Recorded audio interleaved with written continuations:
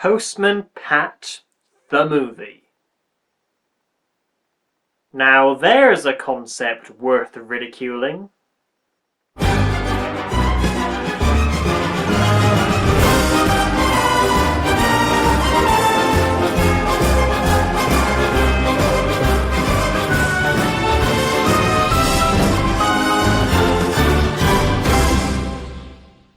As children's TV series go, all the first series of Postman Pat had going for it was its charm. Postman Pat, Postman Pat, Postman Pat, and his black and white cat. It aired in 1981, and each 13-minute episode had little happening besides following the fairly realistic and very simplistic trials and tribulations of a postman working in the countryside swamped section of northern England, in the county of Cumbria to be precise. Even describing episode plots such as Pat gets lost in the fog make the series sound more action-packed than it was. But don't get me wrong, I love the first series of Postman Pat, and although Thomas the Tank Engine and Fireman Sam have a lot more sparkle to them, growing up it was the one I wanted to watch the most of.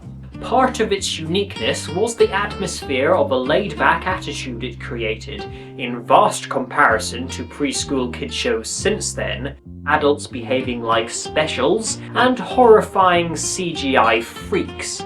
Not that I consider myself a connoisseur of children's programming. After all, I stopped watching CBBC the moment I realised they had stopped broadcasting repeats of The Fairly Odd Parents and Big Kids. Over 10 years later, a second series of Postman Pat was made, and this one is a lot easier to offer for viewers who wish to view more than a Royal Mail van driving round country corners. Not only is the stop animation more fluid, but there are a few extra characters, including Pat's wife and son, and the storylines had a dab of intricacy about them, by comparison. After that, the series was out of production for nearly another 10 years until 2004, when it returned for a few more series and a reboot. Its comeback caused the departure of a few villagers and saw the introduction of a few new ones, mostly being ethnic minorities. Minorities being the key word, and when the show's creator John Cunliffe was questioned about the lack of skin tones present in Postman Pat, he explained that, as hard a concept as this may be to grasp these days, until the late 90s there were virtually no people living in the north of England who weren't pedigree English. Then in 2008, with the new title of Special Delivery Service, the series took a more fast-paced, action-packed vibe, most notable for the fact Pat now has 5 different vehicles to choose from, including a helicopter. Is this really supposed to be the same character who could barely master the art of roller skates? Well, I suppose his voice would be an indication that no, he isn't. For 5 seasons spread over 25 years, Pat was voiced by singer Ken Barry, as were all the male inhabitants of Greendale. With the launch of SDS, voice actor Lewis MacLeod took over the part from the 60-year-old Barry, which means Pat became a Scottie, and thanks to his job being updated to that of an action hero, we can finally call him the Royal Mail's Ginger Ninja. Which brings me to this movie, and the question of, should I bother reviewing something that every British reviewer on the internet already talked about upon its release? Or should I go and watch the episode Postman Pat and the Barometer? So remind me, what is this film about? Pat wins Cumbria's Got Talent, and the villain plans to take over the world using robot postmen. Oh dear, just look at that. It's pointing to snow. Pat tapped the barometer just to make sure. That's what I thought it said. Snow. Fine, but only because I literally have nothing better to do. But, obviously, neither do you.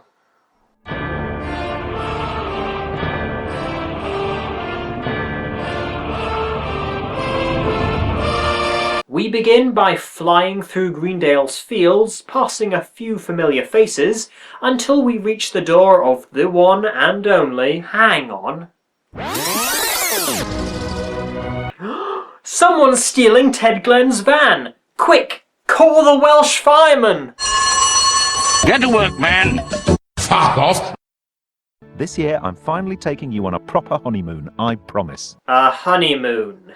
Thanks for putting forth the notion of these two banging. Oh, I've always dreamed of a holiday in Italy. Do you suppose that's why I sent away for some hotel recommendations in Rome? He loves his wife so much, he brought her leaflets. Not bought, brought. That's like giving someone an empty chocolate bar wrapper for a birthday present. Yes! The opening of this film is so sugar-coated it's dripping with diabetes. All the characters are just so happy to be alive, which I frankly find unbearable and so unrelatable. Wish I was a postman. Their happiness does provide the reasoning why this wasn't made as a live-action movie. Having to have permanent grins would have driven the cast mad. I have a very special letter for you to deliver. You silly sausage, I've seen your latest test results. You'll be dead by Christmas. Because telling her that Father Christmas doesn't exist would have been too harsh. Have a good day. Thanks. Let's go, Jess. Before continuing, one subject I'd like to address is Jess. Prior to special delivery service, Pat's cat had just been a cat. In this film, it is as energetic as a puppy, as pro as a cat burglar, and the punchline of every single slapstick and sight gag. I heard the writers had a sign on the wall that said, "When in doubt, hurt the pussy." I will not make up on tea. Jess was used for humour a handful of times in the original series, but I recall they mostly just resulted in the cat getting splashed. Thanks, Jess. I wish I was a postman. This seems like an inappropriate use of post office equipment. Pat! Am I glad to see you? Hello, Ben. I didn't know SDS did airmail. We don't. You literally just flew the business's chopper. Or is its sole purpose rescuing Alf Thompson's sheep? Now for phase 1 of the plot. SDS's new boss, Edwin Carbuncle, voiced by Edward Woodward. That's the ticket! Oh, sorry, Peter Woodward. Oh, God, no. Informs his employees that they will now be expected to work faster and lose previous company-provided luxuries like toilet paper. But I had a curry for lunch. Carbuncle has also disposed of the yearly bonus, and so Pat tries to break the news to Sarah that they won't be able to afford a holiday abroad, but decides now is not the right moment as her anti-lip hair cream has had some side effects. Did you know Italian is one of the romantic languages? Sorry, honey, but if I wanted to sleep with a mighty moustache, I'd give Merv Hughes a ring. The plot enters phase 2 as Pat and his son Julian sit down to watch the televised talent show You're the One, where Judge Simon Cowbell does some chastising. I'm from Ireland originally. Then I hope all the horseless carriages and aeroplanes here haven't frightened you. Because the contestant is Irish, and so coach and horses... whatever. Then it's Rupert Grint's turn. Struck by lightning, can't stop crying for me. How's that ice cream van investment working out, Grint? Congratulations, Josh. You're on to the next round. This calls for some surprise butt sex. With tryouts for the competition taking place in Greendale and one of the prizes being a holiday in Italy, Pat jumps at the chance, but so do the entire population of Greendale. Speaking of which, I will give a non-sarky thumbs up to the makers of this for including a slight homage to the earlier and better series of the show by having a few recurring characters who haven't been seen since the 90s be part of the background. Naturally, the villagers who were present in the special delivery service are minor recurring characters in this film. Mrs. Goggins, Ted Glenn, Alf and Dorothy Thompson, P.C. Selby, Reverend Timms, Dr. Gilbertson, the children, and the token Pakistani family.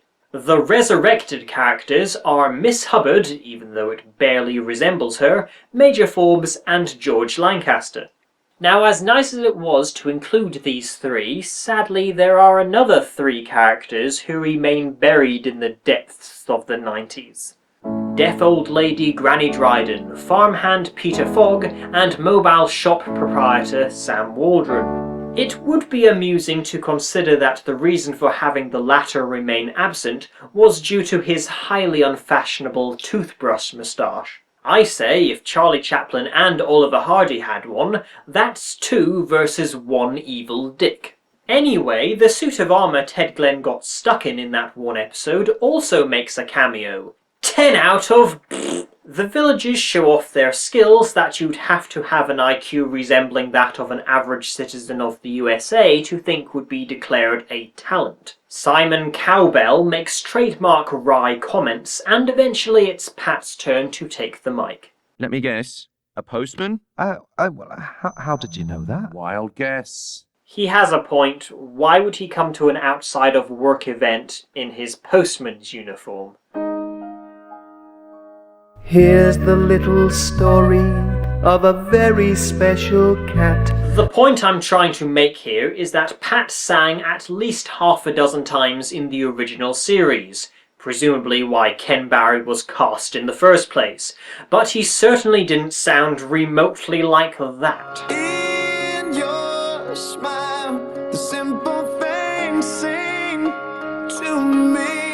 I suppose it could be argued he never had a real purpose to sing this beautifully before, as his audience was usually his cat and some farm animals. Even Simon Bowles is impressed. The film's alternative title should have been Postman Pat's Adventures with Autotune. After 2 soul-draining minutes, Pat wins a place in the finals. Oh, bugger off, that's the exact same pun Simon Fowle used 10 seconds ago. It makes sense you're a postman, Pat, because you know how to deliver.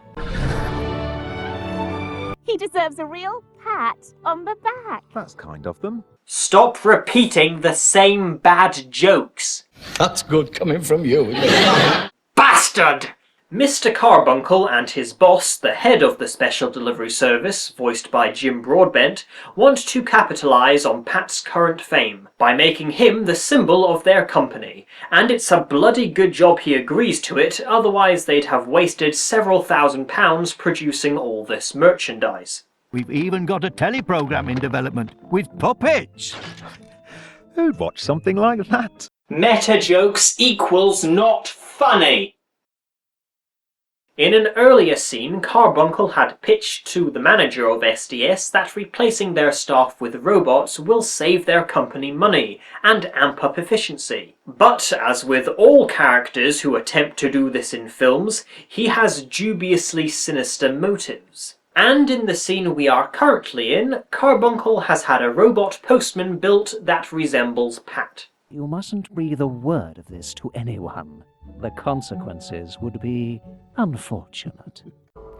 Yes, I see. He might need someone to help him on his round. I have thought of that. That was predictable. Leave the Nazi-esque symbolism to Disney, Carbuncle.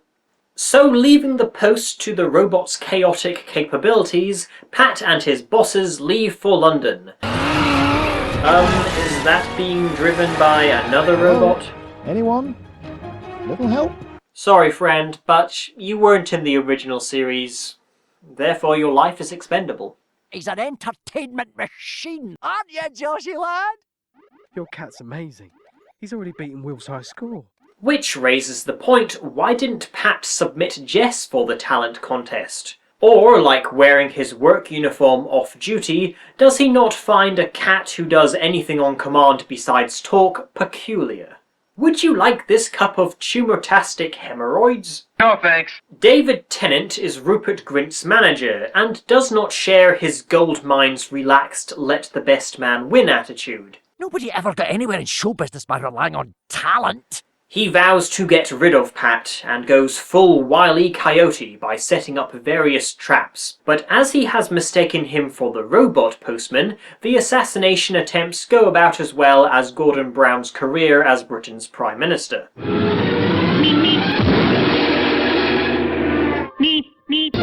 My spine! What happened to your glasses, dear? Oh, they're a lighting problem on the set, and my makeup assistant says they make me look a bit dodgy.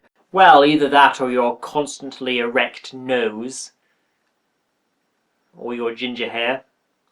And as is predictable with every single kind of these rising star plotlines, Pat starts to neglect his family and his friends, who try their hardest to pretend they enjoy the company of his wife and son, but really, who are they fooling? Julian and Sarah are just so appalling to be around. Not their words, their faces. Lose the cat. I get it! Back in Greendale, the town are complaining about how fast and furious Pat is these days. He poured cement over my rose garden and all he said was, "Faster route, lovely day, I am not a robot." You idiots can't tell an android from a human? This isn't to boldly flee, you know. Thank God. Yeah! Mind you, his own son can't tell the difference either. The most important things in the world are efficiency, profit, success. Dad? My Pat, what lovely blue contact lenses you have. Yes, our teeth and ambitions are bad. Be prepared.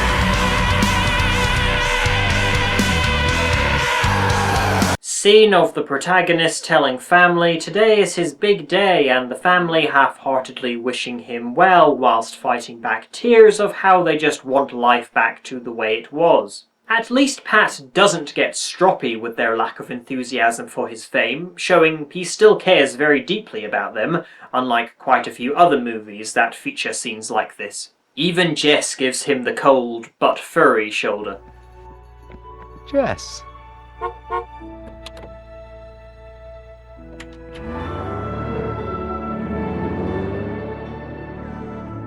Oh dear, how sad, never mind.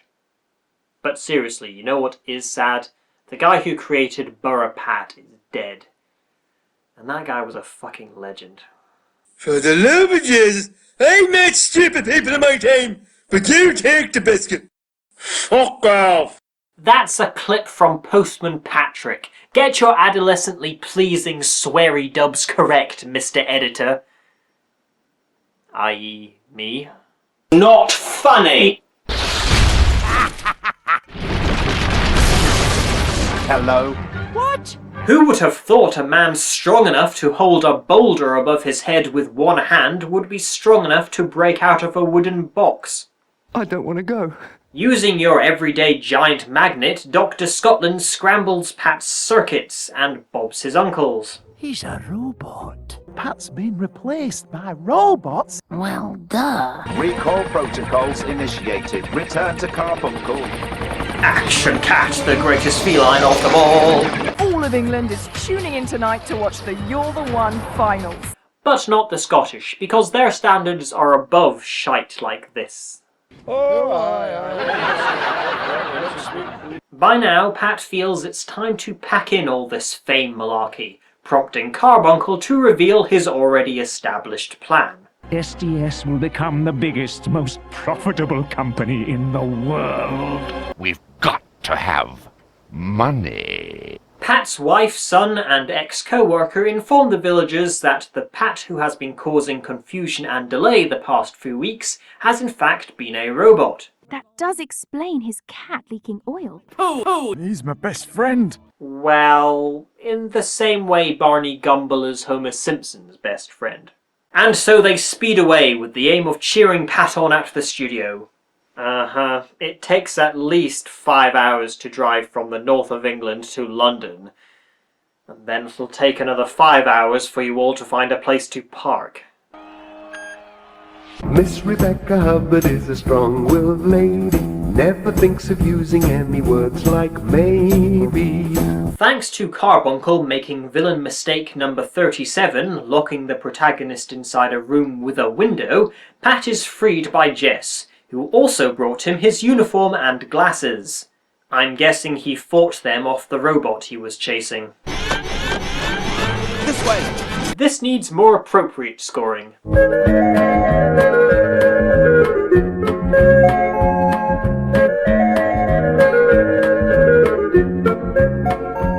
One implausible action sequence later, culminating in Robot Jess's fiery death, David Tennant interrupts Robot Pat's performance, which by this point has been going on for 7 minutes. 7 minutes! Postman Pat as a robot. Once again, without emotion, the robots are dead. Pat arrives just in time to clear up this situation, courtesy of the European Union. Everything seems to be moving so quickly these days. Our favourite postie makes a speech on par with Chaplin's about how haste makes waste, etc., etc. Somewhere along the way, I forgot to take time for those I really care about. No, you didn't.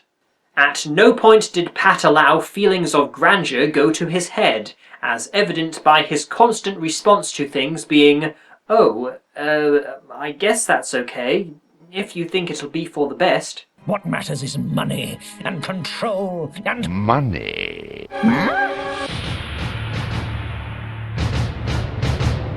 That's the same joke. Bastard!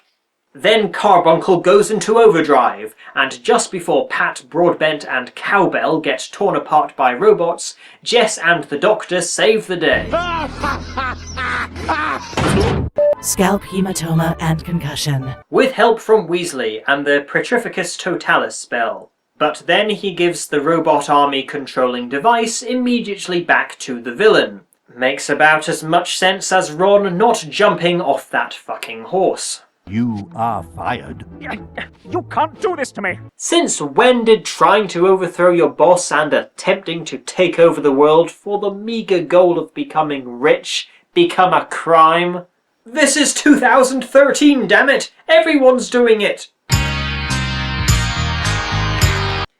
I highly doubt any of us needed to see that. The movie finishes with Pat's act, which now involves all the yokels of Greendale and Santa Claus. And the credits music is of course a rendition of I Only Want to Be With You by Dusty Springfield. I don't know what it is that makes me love you so. I only know I never want to let you go. They could have at least picked something sung by Ken Barry. Hey diddle diddle, the cat and the fiddle, the cow jumped over the moon. The little dog laughed to see such fun, and the dish ran away with the spoon. Aside from that absolutely atrocious detail, this film was not as god-awful as I anticipated it being. Especially in comparison to Thomas and the Magic Railroad. Oh, naff off! There are a hell of a lot worse children's films out there. Once it got going, I genuinely did become invested in Pat's plight, likely helped along by the fact he is a very nice, hard-working character. Almost to the degree of Ned Flanders. Regardless whether you believe in what he adamantly believes in, you can't hate him because he's such a good-natured and helpful bloke. The relationship between Pat and Sarah never felt particularly overplayed, which just means they made it believable enough that he would care that much about the woman who adores him back. The storyline latches onto one that has been done to death, but added a touch of freshness by not letting the fame go to the protagonist's head. Though this supposed freshness did begin to leave a bitter aftertaste, as Pat became so adamant that he had behaved like an arrogant jackass, which he never was.